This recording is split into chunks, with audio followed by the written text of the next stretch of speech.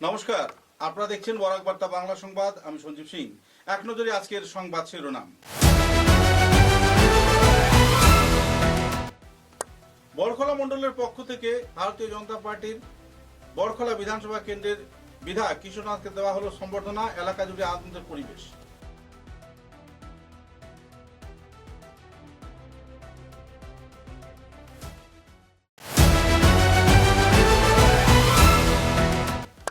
গঙ্গাপুর হত্যাকাণ্ডের মূল অভিযুক্ত আসিফ আলী ওরফে রোজ আলীকে কালাকচি এলাকায় এনকাউন্টারে ধরল পুলিশ। এলাকা জুড়ে স্বস্তির পরিবেশ।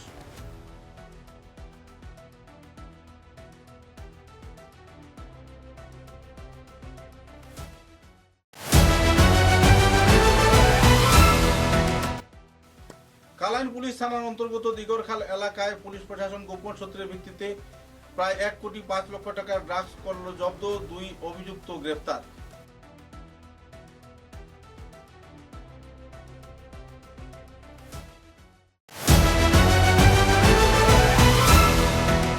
ছাত্র সংগঠন এআইডিএসও এর উদ্যোগে আসাম রাজ্য কাউন্সিলের প্রচেষ্টায় গুয়াহাটি বিশ্ববিদ্যালয়ে ফি বৃদ্ধির প্রতিবাদে আয়োজিত হল বিক্ষোভ ও ধর্ণা কার্যসূচি।